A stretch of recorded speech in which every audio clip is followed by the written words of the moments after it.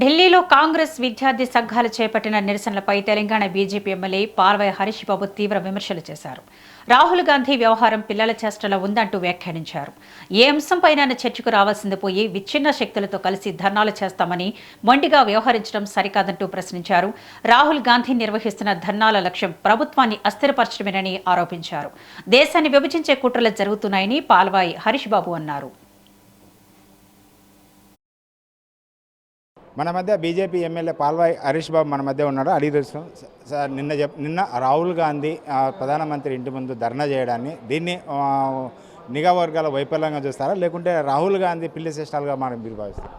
నిఘా వర్గాల వైఫల్యం ఏమీ లేదు. Rahul Gandhi childish behaviour.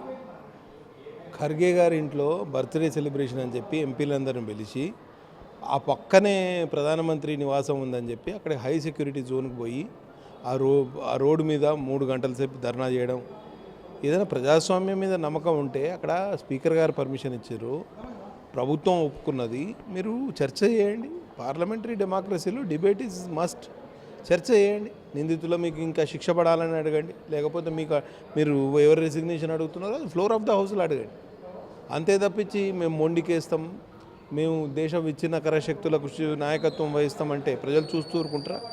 గతంలో సిఏఏను వ్యతిరేకించిన వాళ్ళు, గతంలో ఎన్ఆర్సీని వ్యతిరేకించిన వాళ్ళు, ఎఫ్సిఆర్ఏ రెగ్యులేషన్స్ను వ్యతిరేకించిన వాళ్ళు, అందరూ ఇవాళ ఒకతాటి మీదకి వచ్చి దేశాన్ని విచ్ఛిన్నం చేయడానికి ప్రయత్నం చేస్తూ ఉంటే రాహుల్ గాంధీ వారికి నాయకత్వం వహిస్తే ఇవాళ ఎంత దారుణం అండి. మీరు ఇవాళ జెన్జీని, యూత్ను, వారిని పెడదారి పట్టించి వారి ముసుగులో మీరు అడ్డగోలు కార్యక్రమాలు చేస్తా అంటే ఎవరు సహిస్తారండి? మాకు అర్థం అవ్వట్లేదా? వాళ్ళ దేశాన్ని మొత్తాన్ని భ్రష్టు పట్టించాలి. నీకు ఆడలేక మధ్యలో ఓడన్నాడు. నువ్వు 4 ఓట్లు సంపాదించే తెలివిలేదు నీకు, కానీ రోడ్ల మీద కూర్చొని ధర్నా చేసి దేశాన్ని అస్థిరపరిచి ఇవాళ ప్రభుత్వాన్ని అస్థిరపరిచి ఇవాళ రోడ్ల మీద కూర్చొని ధర్నా చేస్తావా? చాలా దారుణం. తప్పకుండా మొత్తం ప్రజలు గమనిస్తున్నారు. నీట్ని మళ్ళా రీకండక్ట్ చేశారు, రిజల్ట్ వచ్చింది.